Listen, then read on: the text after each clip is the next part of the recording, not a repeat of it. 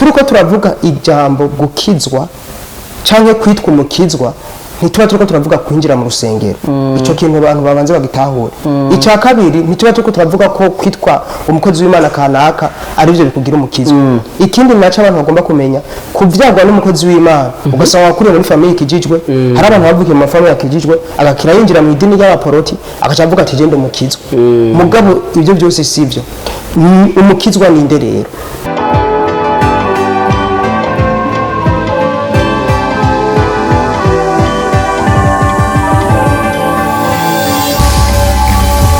bakunzi ba New Place TV turabaramukije tubandanya kubashimira no kubakengurukira kuntu mu twitwararika mu gukurikirana ibiganiro bica kuri yimbonesha kure uno musi rero twatewe iteka n'Imana kwakira umushitsi adasanzwe ngaha kumbonesha kure ya New Place TV none rero tutaririrwa turaja muri vyinshi twagomba tubanze tumuhe ikaze yiyumve twidondore kugira ngo abadukurikirana n'abakunzi bacu babanze bamumenye turamuha ikaze mu izina rya Yesu. Amen amen. Ego ndaramukije abakunzi mwese muri ko muradukwirikira ndizera aho muri mumeze neza hama nkuko yamaze kubivuga ni umunezero kuba ngaha turiko turasangira ijambo ry'Imana mu buryo butandukanye nkuko yabivuze rero izina ryanje nitwa Guy Merci kubgayo sanzwe ndi umukozi w'Imana nibaza yuko benshi bamenyereye cyane mu kiganiro ikanguro kuri bose gica ku maradiyo no mu magroupe ya WhatsApp rero ndanezerewe no kuba ngaho no munsi kandi by'ukuri turaza guhezagirwa turaza kugira ibihe byiza yego cyane Imana ibaha umugisha ariko kandi koreko baradukurikirana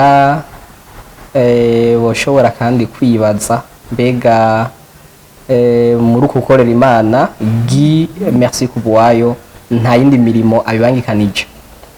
Okay, iyi mirimo ndayibangikanije n'iki gikorwa cyo gukorera Imana mu buzima bwa misi yose ariko ndi umunyeshuri nibaza n'uwo n'umurimo udasanzwe ndi umunyeshuri ndiko niga ibintu bijanye na relation internationale muri maîtrise nibaza yuko mu mwaka uza nzoba ndayihejeje ikindi naco abadukurikirana bakunda kwibaza barakunda kwibaza ati mbega murubatse mugize iki uwo muri ko muravugana ni umusore akunda Yesu kandi akorera Imana yego Yesu abahezagire cyane amen amen. Kaze cyane rero kugira ngo tube turaganira ku vyofasha ingenzi na cyane cyane ko iyi mbonesha kure isanzwe ifasha imitima ya benshi kugira ngo ikomere mu vy'agakiza n'ubu rero twifuza cyane ko twoganira kugira ngo dukomeze imitima kubijanye n'urugendo rw'agakiza kuko abantu benshi muri iyi minsi usanga bakunda iri zina genda umukizwa umuntu utamubwiye ko ari umukizwa mu bipfa mu imisi ariko kandi tukafita amakenga ko bashobora kuba bavyitiranye kuko hari gihe ushobora gusanga umuntu vy'ukuri ariko aridogegwa kazawumva rero ariko aravuga ngo abakizwa ngo nta kintu ku rugezo rwaho mbere usanga umuntu afitiye confiance umuntu atitwa umukizwa bikaducanga rero kumva abantu benshi bidogegwa abantu babaye ba esikro abantu bahemuka ari babanduza wumva umuntu akurira avuga ngo kandi ngo yari yambwiye ko ari umukizwa mugabo n'uwo muntu kamubaza ati no uri umukizwa ati genda umukizwa mugabo ukaba wumva ko hari ibintu ashobora gukora bibaza umutima wa mwene data kandi yitwa umukizwa nico gituma twagomba ko musigurira bariko baratwumviriza muri iki gihe tubona ibintu bitera bigora mukatubwira mbega agakiza niki yego kuko turiyumvira ko hari gihe abantu bavyitiranya bakiyita bakizwa muga kubigendera ushobora gusanga bitandukanye no kwitwa iryo zina gusa rero turabaye kaze kugira ngo mushobore gusigurira ariko baradukurikirana icari cyagakiza Yesu abahenzagira murakoze cyane nibaza yuko abantu bose muri kumwe dukurikirana iki kibazo abajije ni ikibazo c'inkoramutima, ni ikibazo gikomeye cyane, kandi ashima Imana yuko itanze kano karyo kugira ngo uri kuradukurikira uronke inyishu y'iki kibazo. Mbega vy'ukuri agakiza ni iki? Kuko nkuko abivuze uno munsi umuntu wese uzaba bavuze ngo je ndi umukizwa ryabona nafashe urugendo abantu twari kumwe, hanyuma numva bariko baravuga ikintu bavuga, numva umwe ariko aridoga avuga ati abakizwa nibo ko baratuma inzoga zabuze muri no misi ngo bazinwera mwibanga. Abandi nabo ugasanga bariko baravuga ati none agakiza bimeze gute? Rero hari ibibazo byinshi bishobora kuza, nico gituma ngomba gufata kano kanya kugira ngo tuganire vy'ukuri ninde yakijijwe, agakiza ni iki. Reka imbere yuko nishura kino kibazo mbanze mvuga ica agakiza katari. Je naratangaye somya amajambo ari muri Matthew canke Matayo igice c'indwi uhereye ku murongo wa 22. Yesu yaravuze amajambo jewe yantangaje kandi yatumye ndushizaho kumenya ntimbe bwa bundi agakiza niki. Kuko hano Yesu nimbutse abakunzi bari baradukurikirana yuko ntanguye kwishura ahubwo mbanza kugerageza kubasigurira ica agakiza katari. Kuko hari ivyo abantu bibaza yuko ari byo twitwa gukizwa. Hari ivyo abantu vuza ati iriya no mukizwa, baza bumva umuntu yahevye inzoga, baza bumva umuntu yahevye ubusambanyi, baza bumva umuntu yahevye ivyaha kanaka, bakaca bavuga ati urya rero niwe mukizwa. Canke babonye umuntu avuga ati mu izina rya Yesu akaca avuga ati urya ni mukizwa. Babone umukozi w'Imana arakoreshwa ibitangaza, arandika ibiganza ku bagwayi bakagwa hasi, canke agakora ibintu biriya akaca avuga ati urya ni mukizwa. Reka rero tubanze turabe vy'ukuri nimba ivyo ari byo gakiza, kuko sivyo tuza gusanga ariko biri. Ngo mwaka urabona muri Matayo igice c'indwi ku murongo wa 21 Yesu yavuze ngo umuntu wese amvumiriza ati mwami si wazokwinjira mu bwami bwo mwijuru. Mbere cyane yavuga ku murongo wa 22 avuga ngo benshi bazombwira kuri wa munsi ngo mwami ntitwavugishwa n'Imana mu izina ryawe, ntitwasendera dayimoni mu izina ryawe, ntitwakora ibitangaza byinshi mu izina ryawe. Niho nzobajinjibura nti ntaho nigeze mbamenya, mviraho mwabakora ibizirano. Hano Yesu yavuze ikintu gikomeye cyane kandi gitangaje, kuko abakoreshejwe ibitangaza abavumereza izina ryiwe ahagije kubabwira ati sinigeze ndabamenya. None abo yamenye ni bande? Nje tuma ntawe kubabwira nti ibi byose byo kuvuga ngo uyu ni umukozi w'Imana kubera avuga Yesu ntibimugira umukizwa, uyu kubera akorera ibitangaza ibina biriya ntibimugira umukizwa. Kuko reka mbanze ndakubwire, ndashari ko ndagerageza kugira ngo abantu baze gutahura ibintu ndiko ndashaka kuvuga. Ugiye gusoma mu gitabo cyo kuvayo urabona yuko Mose yarigeze gutera inzoka hasi, inkoni ihinduka inzoka. Hanyuma n'abapfumu ba Farawo baraterera inkoni zabo hasi zihinduka inzoka. Bisugura ibitangaza n'abapfumu barashoboye kugira gute? Barashoboye kubikora. Ibyo byose rero nibirushizaho gutwereka yuko sabakizwa bonyine usanga bariko barakora ibitangaza. Nico gituma ngaho Yesu yavuze ati abamvumereza, abakora ibitangaza, abavugishwa ibintu biriya, abo bose hari gihe ushobora kuzosanga babwiwe ngo sinigeze mbamenya. Kubera iki? Ndashaka n'abakunzi muri kumara dukurikirana mu vyumvirize. Reka turabe ijambo ry'Imana mu butumwa bwiza canke mu cete Pawulo yandikiye abaroma igice, reka duhere ku gice c'icumi ndahera ku murongo w'9 nza gusoma 20. Hano hantu harakomeye cyane. Ubwo bavuga ngo kuko niwaturisha akanwa yuko Yesu ari umwami, ukizera mu mutima yuko Imana yamuzuye imukuye mu bapfuye, uzokizwa. Kuko umutima ari umuntu yizeresha akaronka kugororoka, kandi akanwa akaba ariko yaturisha akaronka agakiza. Neza cyane. Hano rero agakiza mu sanzwe gahagarariye ngaha, ntigahagaze ku byo umuntu akora, ntigahagaze ku cyo umuntu yitwa, gahagaze ku cyo umuntu yizeye. Gahagaze ku cy'umuntu yizeye cyane, kuko hano ijambo ry'Imana rivuze ngo niyizeresha umutima wiwe. Rero ikibazo cyo tuvuga akizera iki? Akizera iki? Ico yizera ni iki? Nico ngira ndabereke mu kanya. Mugabo hano iri jambo rirakomeye cyane. Umuntu yizeresha umutima wiwe, si ivyo avuga gusa, abanza kuvyizera. Hano ku murongo wa 17 bavuga ngo nukwemera cyangwa kwizera kuva mu kumva, ukumva kuzanwa n'ijambo rya Kristo kabisa. Kuko ijambo ry'Imana kandi tubwiye ngo niwizera mu mutima wawe. Muganga ku murongo wa 17 twaciye tubwira wizera iki? Ijambo rya Kristo. Amen. Ntiwizera ngo ibi nabiriya, hari ijambo rya Kristo wizera. Iryo niryo riduha agakiza. None iryo jambo rya Kristo niyo tugomba kuvugana. Iki ni ikintu gikomeye cyane. Iryo jambo rya Kristo niri tugarutse rero ku murongo w'9 baraduha inyishu, kuko ku murongo w'9 bavuga ngo kuko niwaturisha akanwa yuko Yesu ari umwami ukizera mu mutima yuko Imana yamuzuye imukuye mu bapfuye uzokizwa. Amen. Ijambo rya Kristo rihagaze ku gikorwa yakoze. Ico gikorwa ni iki? Ico gikorwa nuko bose bacumuye batandukana n'ubwiza bw'Imana. Bamaze gucumura, Imana mu rukundo rwayo iravuga ko nkunda umuntu kandi umuntu yacumuye kandi ingero y'icaha n'urupfu. None vyogenda gute kugira ngo nongere kugiranira ubumwe n'Imana, umuntu yongere kunyegera? Imana rero mu rukundo rwayo ica yambara umubiri. Ica yambara umubiri. Ndashaka rero kumva mwumva ibintu mwizera, kuko ntimwizera ibyo ari byo byose, kuko hari abantu nk'ubu nk'akarero muraza kubibona. Hari igihe abantu babwira abantu ngo va mu busambanyi wakire Yesu. Iyo umuntu ugiye kuva mu busambanyi ngo niko gukizwa, iryo si ijambo rya Kristo, kuko arashobora kuva mu busambanyi akaguma ari umunyabyaha, akaguma atakijijwe. Rero nico gituma iki kintu ndiko ndavuga ari ikintu gikomeye. Tugomba kumenya icyo twizera.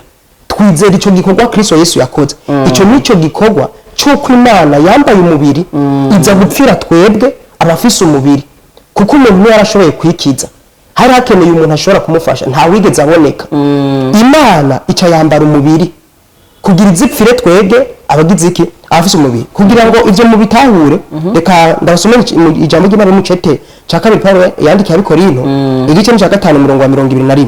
Ndashaka muhumvirize neza. Umwe atigeze kumenya icaha, Imana yamuhinduye icaha ku bwacu kugira ngo muri we duhinduke ukugororoka kw'Imana. Amen. Kristo ntiyigeze kumenya icaha, muganga Imana yamuhinduye icaha. Imaze kumuhindura icaha ngo ni kubera iki? Kugira ngo muri we duhinduke ukugororoka kw'Imana. Hajya rero bituma ijambo ry'Imana ryavuze ngo niwe wizera yuko Imana yamuzuye mu bapfuye. Kubera iki? Rwa rupfu umuntu yari gupfa, kuko ingero y'icaha n'urupfu, kandi umuntu yaracumuye, bisigura ingero yiwe n'urupfu. Muga Kristo Yesu yaciye aza yishirako bya bicumuro by'umuntu, aca pfa rwa rupfu umuntu yari kugira gute? Yari gupfa. Rero ijambo ry'Imana ngani cyo tuba cyo rivuga ngo kubera yari umugororotsi we nta cyaha yakoze, muga yishize ku ibyaha byacu kugira ngo duhinduke abagororotsi biciye muri ico gikorwa. Amen. Rero iyo turiko turavuga agakiza, nico gikorwa twe twarakize, kuko harimo agakiza harimo rivuga gukira. Rero ni byiza ko dutahura twakize iki? Twakize ubwo rupfu rw'ibihe bidashira, twakize uko gutandukana n'Imana. Ndabisubiye n'abantu nuko baratwumviriza mu bitahuwe. Twakize iki? Twakize ubwo rupfu, twakize uko gutandukana n'Imana.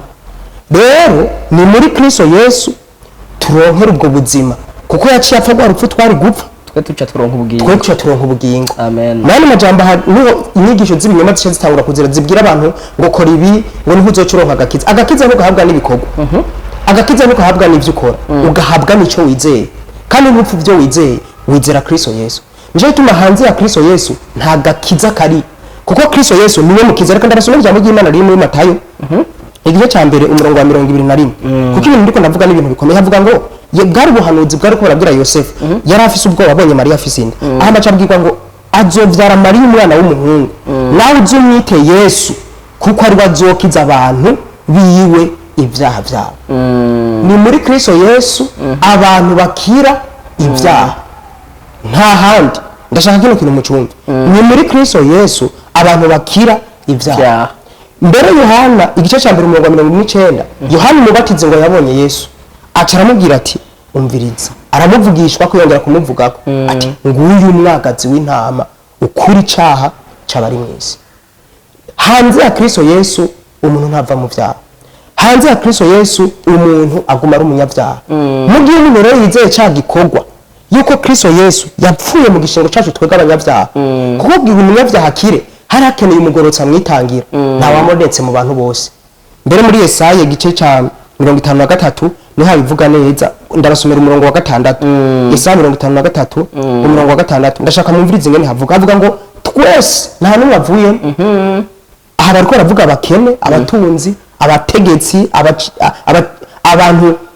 abantu basanzwe, twese umuntu wese mu rugezo umuntu wese mu rugezo rwiwe waba uri umutunzi waba uri umukene waba uri umuzungu waba uri umugore waba uri ngo twese twazimiye nk'iki nk'intama ngo twese twagiye isabagire umuntu wese mu nzira yiwe muganda kundi ngende ijambo ry'Imana ribandanya rivuga ngo uhoraho amuremeka ukugabitanya kwacu twese bisigura Yesu yapfiriye abantu bose ntiyapfiriye abanyafrika gusa yarapfiriye abazungu abirabure abagore yapfiriye yose yapfiriye amoko yose aha rero ku murongo wa 4 ni kuri ngo n'ibyacu ntimba yishizeko n'iyacu mibabaro yikoreye ariko tweho twamwumviriye nk'uwacumiswe n'Imana n'ibindi bibandanye yamara yacumitiwe ibyacu bicumuro yajanjaguriwe ibyacu bigabitanye igihano kituronkesha amahoro cyabaye kuri we kandi mu mishishagu yiwe imishishagu yiwe niyidukiza ano majambo yose ndiko ndavuga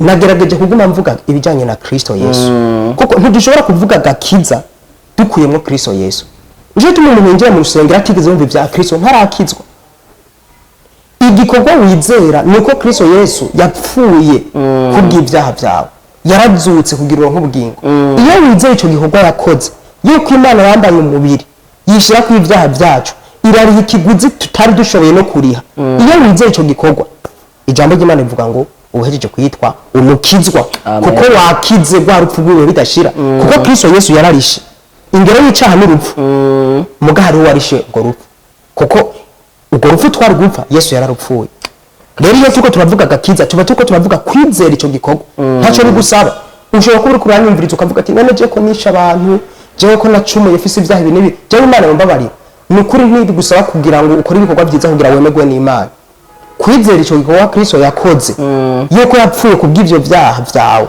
wowe yapfuye kubwawe ivyo bikugira umugororotsi ataki na kimwe gisabwe hari abantu baca bavuga ati none nagira gukizwa ni kwitondera ivyagezwe reka ndabasomera ijambo ry'Imana Paulo yandikiye abigaratiya igice ca 2 umurongo wa nyuma n'umurongo wa 21 avuga ngo simpindura ubusa ubuntu bw'Imana kuko asangwa ukugoroka kuzanwa n'ivyagezwe Kristo azoba yapfiriye ubusa nimba vy'ukuri tuvuze yuko umuntu adakora ibi n'ibi ari wazoca yitwa umugorotsi ari wazoca yitwa umukizo Kristo azoba yapfiriye ubusa kuko abantu bari bashoboye kuba bakizwa Kristo Yesu atarenze kubapfiye nimba vyoba biri uko mugi cyatumye Yesu aza nuko ta muntu n'umwe yarashoboye kugororoka bivuye mu vyagezwe ukugoroka kwamye kuva mu kwizera mbere muri Habakuki ariko aravugishwa ibijanye na Kristo Yesu mu gice ca 2 umurongo wa 4 yavuze ikintu gikomeye mu gace ka nyuma yavuze ngo ariko umugororotsi azobeshwaho no kwizera kwiwe bisigura kwitwa umugororotsi kwitwa umukizwa ni kubanza kwizera ni kwizera ico gikorwa Kristo Yesu yagize gute Kristo Yesu yakoze nuko yapfiriye abanyabyaha kandi ngo uzomwizera wese hazopfa rubi Yohana 1:12 avuga ngo ariko abamwakiriye bose yabahaye ubasha bwo gucika abana b'Imana abari bo bose n'ubu uri kuranyumviriza ukabutaramwakira wo kwizera ico gikorwa Yesu yakoze mugabe tangura kwemera kuri umunyabyaha kuko ndakubwira ntushobora kuvuga ngo nk'umuti utabanje kwemera kugwaye birumvikana ugomba kwanza kwemera kuri umunyabyaha kandi udashoboye kwikiza hamukaca wizera yuko hari uwagize gute hariho uwitanze ku bwawe biciye muri ico gikorwa yakoze ukacizera banza wemere kuri umunyabyaha hama wizere ko Kristo Yesu yapfuye kubw'ivyo byaha byawe aho uzohejeje kuronka agakiza nico gituma hajya bace bavuga ngo niwaturisha akanwa ntikatura niki kintu nashaka kukivuga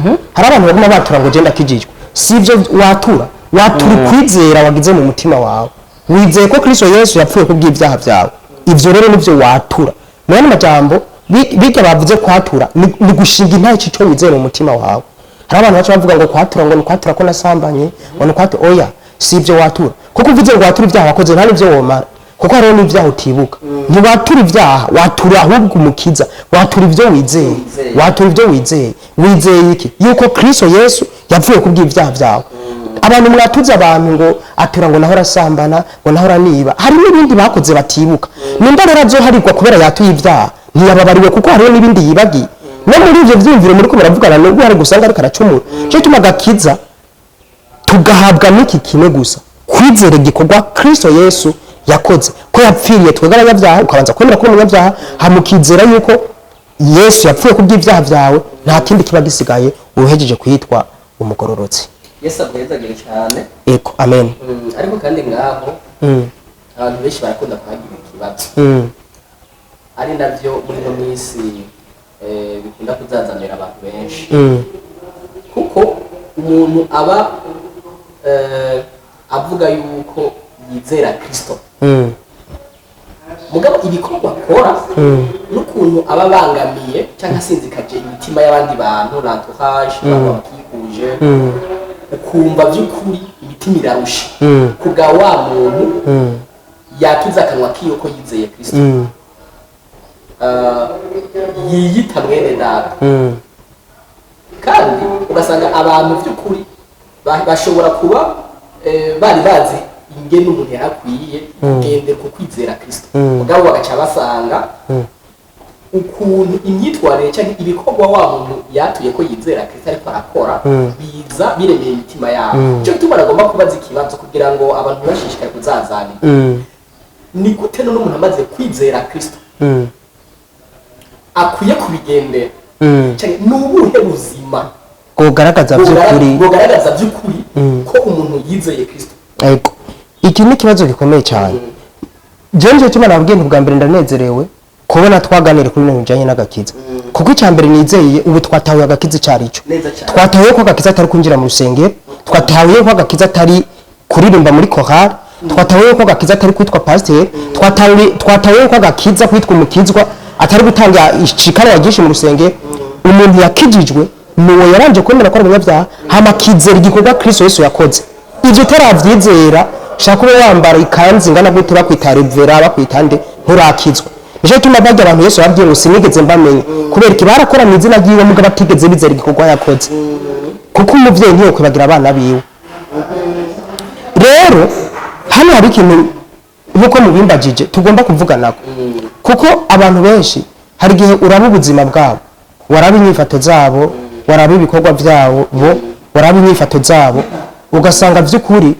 ugasanga zinyuranye n'icyo twokwitwa umuntu yakijijwe ugasanga by'ukuri binyuranye n'icyo twavuga ngo n'umuntu arakijijwe reka rero mbanze ndabibutse kino kintu iyo turiko turavuga gukizwa tuba turiko turavuga aho Imana yajikaba muri wewe gukizwa kuko ijambo ry'Imana ngo mumaze kumwizera andi mu Efeso 1:13 ngo mwaciye mushirwa kw'ikimenyetso ngo niwe mpemu w'Imana niwe w'Imana cyaza kuba mu mitima yacu niwe w'Imana n'Imana rero iyo dukijijwe hari ubuzima bw'Imana buba buje muri twebwe Imana ibije kuba muri twebwe iki cyagikurikira ni iki ni ya mvugo ya Paulo mu Efeso 2 atangura kubabwira ngo kera mwari mumeze uko mwumvira umwami w'abaganzi bunuko ariko ubu muri Kristo Yesu muraba naba rero bisigura ngo ntidushobora kuvuga ngo twarakijijwe mugani hagaragaze by'ukuri ibishingira intagakiza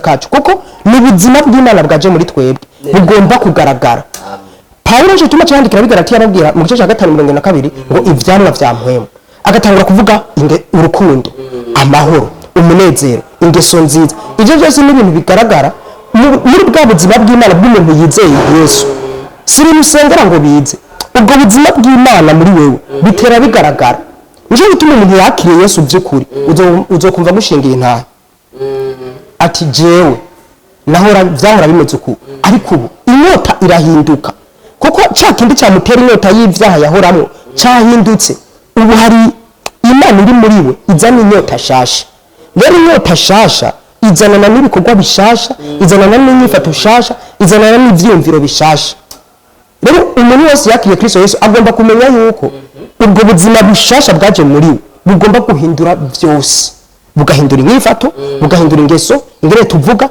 ingene twiyumvira kuko nimba bahora bakubona wirwa mu busambanyi utarakizwa ubu wakijijwe bagomba kubona impinduka kuko itanyota y'ubusambanyi yaragize gute yarahindutse ubu ufise ubuzima bw'Imana muri wewe nico bituma muri Yohana igice cya 4 Yesu igihe ahora na wa mugore uwo mugore yaramaze kuja ku bagabo benshi mugabo Yesu aramubwira ati umviriza inyishu ntiri mu kugerageza umugabo umwe babiri ni wakumaze jewe nzogo hagiye Yesu reka aramubwira ati jewe nizera niyo wanyizera nzogusukamwo inyota shasha. Iyo nyota yo kwamuja hariya izohera. Kandi ibyo mugore amaze kwizera Kristo, inyota yarahindutse. Mu gihe hora ajya kudodora mu nzu z'abandi avuga ati nta mugabo, yaciye agenda mu gisagara kuvuga ubutumwa bwiza, kuvuga ibya Kristo. Bisigura inyota yarahindutse bivanye n'icyo yagize gute n'icyo yakiriye. Rero nagomba kubwira abakizwa muri ko muranyumviriza, nimba by'ukuri warakiriye Kristo Yesu, hari ubuzima bw'Imana bugomba kugaragara. Kandi reka ndabaha ikimenyetso kizokwereka yuko ushobora kuba uri kurafekinga cyangwa uri kuravuga ko akijije twakijije. Ukazobona umuntu akoze icyaha, umutima ntutere, uwo muntu ntarakizwa. Kuko umukizwa bishitse akanacumura, hari umutima nibwo w'Imana muri we, ataravuga ati ico kintu ukoze sico. Rero bisigura ibyo umuntu akora icyaha, umutima ntuwigere utera, nta buzima bw'Imana buri muri we. Niyo tuma afise ubwoba bakizwa, bana mu busambanyi, bayiba abantu, bagira iturire, babesha abantu, bakaguma umengana hana kimwe. Ntibigeze bakizwa abo bantu. Kuko by'ukuri umuntu yakijijwe, ubwo buzima bw'Imana, iyo ukoze ikintu kinyuranye n'ubwo buzima bw'Imana muri wewe, wumva ubuze amahoro, wumva ubuze umunezero. Harimo igihe umuntu muramutsa, ukumva nkomera kugira ati wamuramukije nabi. Iyo mvugo wakoresheje si nziza. Ukumva urongoye kumusaba imbabazi. Kubera ni ubuzima bw'Imana bugaragara. Rero aba bantu usanga avuga ngo arakijijwe, ugasanga ni maraya, yagumye muri ibi mu by'ukuri apime yuko aragunga abandi, yuzuye ububeshi, yuzuye ubujyajya, yuzuye ibiki. Kandi akabiba n'incuro nyinshi, akaguma bibamo. Uwo muntu sinizera ko yakijijwe. Kuko ubuzima bw'Imana buri muri wewe, bwari bukwiye gutuma hama hari iyo ukoze n'ikintu kitameze neza, nko mu yera kugira ati oya ico kintu wakoze sico. Rero abo bantu je mvuga baguma mu byaha, nimugume muvuga baki. Je nibaza ko babita bakizwa kubera binjira mu idini y'abaporoti. Babita bakizwa kubera binjira mu idini y'abaporoti. Mugume mukizwa vy'ukuri. Umukizwa w'ukuri uzobona ivyamwa biriko biragaragara. Muga kandi ngiye ngaruka ngaha, ora Paulo yararikiye abaroma babwira ngo muhinduke gose. Na Paulo akaguma yandikira abikora intababwira ngo ntimuzi abikora bari barakijijwe. Muga ingeso zabo ntizahinduka. Paulo biramutangaza, aca bandikira iceta bibutse ico bari. Ati ntimuzi yuko imibiri yanyu ari ngoro za mpwemo. Ntimuzi kuko bari mu gusambanye, bari mu kubesha, bari mu gushwana n'ibindi. Yabibukije ico bari muri Kristo Yesu. Ugiye gusoma icete cya kabiri yabandikiye abashimira. Avuga ati ndashima ko icete nabandikiye cyarafashije. Cyaratumye murushizaho kumenya ico muri ubu buzima bwanyu bwakomeje kugaragara by'ukuri ko mwakiriye Kristo Yesu. Rero abo bantu bavuga ngo barakijijwe mu gugasanga ibikorwa byabo ingeso zabo ni za zindi nyene, ndakeka yuko bakijijwe. Sinizera yuko bakijijwe, sinizera yuko by'ukuri bamize Kristo Yesu muri bo. Kuko umuntu wese yakijijwe hari ubuzima bw'Imana buza muri we. Ubwo buzima bw'Imana bugahindura inyifato ziwe, bugahindura ingene yambara, ingene yiyumvira, ingene akora, byose birahinduka kuko wabayicare mu gishasha. Nenda kubaza kino kibazo. Jena mvuga nti agakiza ndakita metamorphose. Agakiza ndakita metamorphose. Ugiye kuraba nk'ikinyugunyugu kiva muki. Ikinyugunyugu kiva mu kinyabwoya. Niko mu kinyabwoya kitara ikinyugunyugu, ikinyabwoya kigendera hasi. Muga kimaze kubika ikinyugunyugu.